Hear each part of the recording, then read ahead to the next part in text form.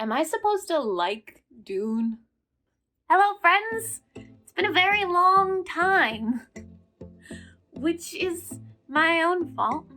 I'm here as just a nerd looking to get caffeinated. I just read the first chapter of Dune, and I'm confused. And I really need to talk about it. So thank you. I know it's a classic. I mean, Dune has been on my shelf since I was like 2. This book has always been with me, and now I know that I hate it. What am I supposed to do with that? I haven't been this confused since I tried to keep all of the names in Lord of the Rings in my head.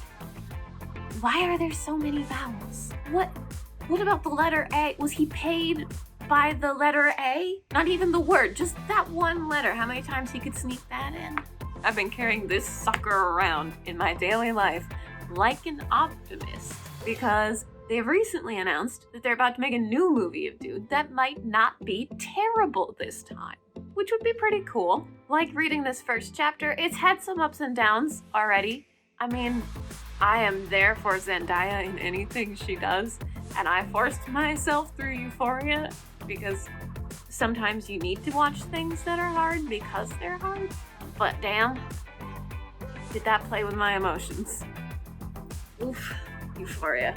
Of course, on the other hand, we have Khal Drogo, who sounded like such a cool person when he was on the set of Game of Thrones, but then wasn't there that thing where he was not a cool person when he was on the set of Aquaman? Like really specific harassment of like tearing his co-star's book into pieces, kind of harassment because I'm a child who needs attention. Wasn't that a thing? Everyone seems to have forgotten about it, so maybe I'm wrong. Or maybe it was just a rumor. I mean, how the hell do I know? But everyone really cared about it for a day. And now no one seems to remember that was a thing. Maybe that means it was a lie and I just don't know. But I just don't know how to feel about it. And I don't know how to feel about this. Because on one hand, Al Jazeera has written this beautiful article that convinced me I should finally read this book as I was looking into the book, because, I thought maybe someday would do a video again. And in that article, Al Jazeera really spoke well of Frank Herbert, of all the names you could expect to hear about that, for referencing Islam and including this evolution of it that's in his future society where we're planet hopping and all that, saying it was still the basis of a lot of belief systems. And that it was fairly, respectful, relevant. Obviously, it wasn't offensive because they spoke well of the book. Honestly, the article was basically just saying it's nice to have a vision of the future where a religious system continues to influence culture, albeit in an evolved form. And it's not Christianity. And I have to agree with that. It's always nice to have just a well-rounded representation. Not that I dislike the Christian ones, but there's too many in number if you look at books as a whole, especially in the popular ones, the classics. So I thought this would be amazing. That sounds so cool. And it's so sexist. Like I said, it's a mixed bag, just like the reputation of Jason Momoa. If you Google Dune and sexism or Dune and feminism, you will get 2 completely different sets of readers who are just certain that it fulfills both, honestly. And I gotta say, reading the first chapter, there were some ways of phrasing things that made me want to vomit. What the fuck is this book? I don't know if people are just really defensive of something that they love, or if the book gets way better after chapter 1, which is entirely possible. Definitely possible. But basically, my understanding of the story goes that we have the sisters of Ben Gesserit. And I'm sorry if I mispronounce things or look down a lot at my notes, because there's some really interesting names to things that I'm going to need to get used to. One of these sisters of Ben Gesserit is apparently a princess who has written the Manual of Madib. I'm so sorry. I've never been able to pronounce anything. Especially, it's so much worse because I read. So the way I see things is just how it's in my head forever.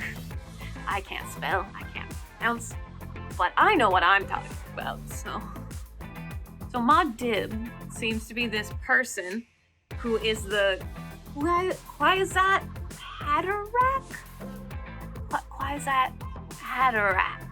which is this concept from the Sisters of Ben Gesserit, who are just one religious faction in this world, in this universes, but they're the ones we follow most in the first chapter. So these sisters have a bunch of powers, one of which is the voice, which is basically a way of speaking that makes people do the thing that you told them to do. And apparently, they have truthsayers who can look into the past by looking down avenues of memory. So this is important because this is where things really went off the rails for me. In chapter 1, page 19, we jump the shark. And we learn that these truthsayers see down avenues of memory, but they see down feminine avenues specifically.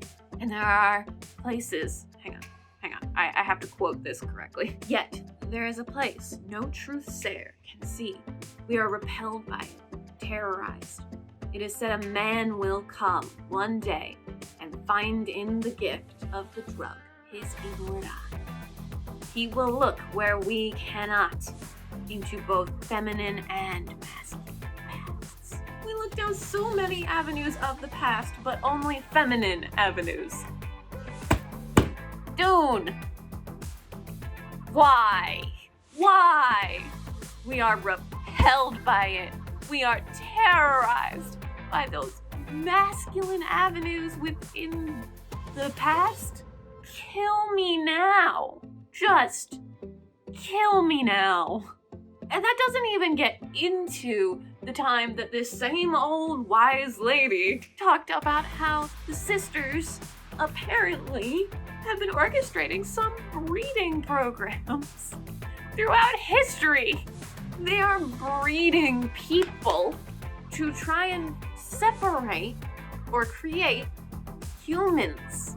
Because most people are not humans, they're animals. And animals, for the record, seems to mean people of either emotional intelligence or just low intellect in general. It's very Milady Fedora.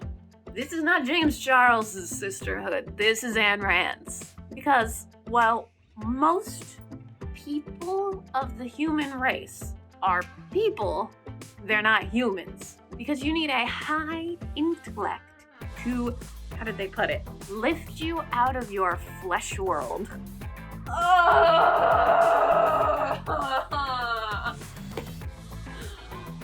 Kill me now.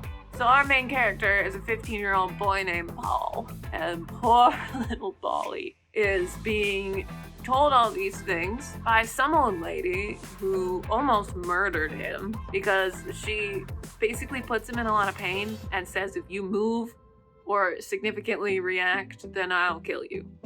I want to see if you can overcome pain with your mind, because that's what makes people humans instead of animals.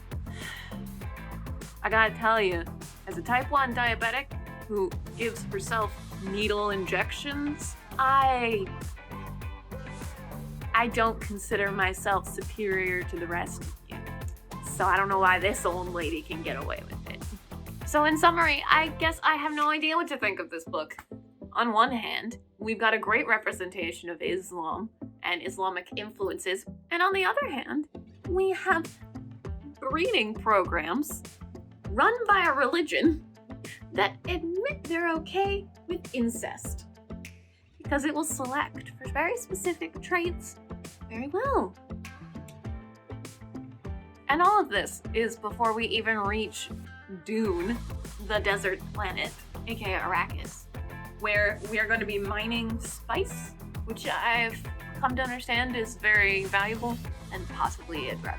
And poor little Paul is being told all these things by his mother, Jessica, and this old priestess lady from the sisters, who both think he might be this, like, messiah.